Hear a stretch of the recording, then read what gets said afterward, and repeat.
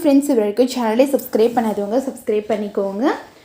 சிறுகடிக்க ஆசை serial new promo என்னென்ன பார்க்கலாம். மீனா வந்துட்டு ரொம்பவே டென்ஷனாக இருக்காங்க. ஃபோனை சார்ஜ் போட்டு பார்க்குறாங்க. அப்போ முத்துவோட ஃபோன் அது. முத்து சொல்கிறாங்க, இது என் ஃபோன் மாதிரியே இருக்குது அப்படின்னு சொல்கிறாங்க. ஆமாங்க, உங்கள் ஃபோன் மாதிரியே தான் இருக்குது அப்படின்னு சொல்லிட்டு சார்ஜ் போட்டு ஆன் பண்ணுறாங்க. அப்போது முத்துவோட ஃபோனை கரெக்டாக கண்டுபிடிச்சிடுறாங்க. இந்த ஃபோன் எப்படி தாத்தா பாட்டிக்கிட்ட போயிருக்கோம். அதான் அவங்க சொன்னாங்கல்ல, ஏதோ ஒரு பொண்ணு செருப்பு தைக்கும் போது விட்டுட்டு போயிடுச்சுன்னு சொல்லிட்டு யாராக இருக்கும், ஒன்றுமே புரியலையே அப்படின்னு சொல்லிட்டு பயங்கரமாக டென்ஷன் ஆகுறாங்க முத்து. அதுக்கப்புறம் அவங்களோட அப்பா கிட்டே போயிட்டு சொல்கிறாங்க, அப்பா என்னோடய பழைய ஃபோன் கிடச்சிடுச்சு அப்படின்னு சொல்கிறாங்க. எப்படா கிடச்சிச்சு? இது அந்த செருப்பு தைக்கிற தாத்தா தான் என்கிட்ட கொடுத்தாரு. இதை யார் எடுத்துகிட்டு போயிருப்பாங்க அப்படின்னு சொல்லிட்டு பயங்கரமாக டென்ஷன் ஆகுறாங்க. இந்த ஃபோன் யார் எடுத்துகிட்டு போனாங்களோ அவங்க தான் நான் அந்த வீடியோவும் விட்டுருப்பாங்க. யாருன்னது முதல்ல கண்டுபிடி அப்படின்னு சொல்கிறாங்க.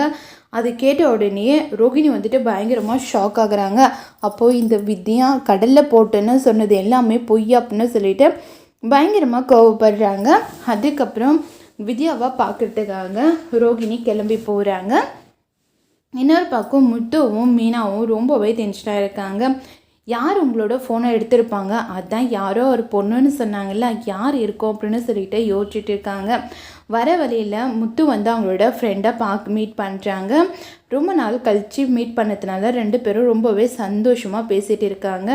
நான் அடிதடின்னு சுற்றிட்டு இருந்தேன். எப்போ எனக்கு கல்யாணம் ஆகி மீனா என் வாழ்க்கைக்குள்ளே வந்தாலோ அப்போ தான் என்னோடய வாழ்க்கையே ரொம்பவே சூப்பராக மாறிச்சு.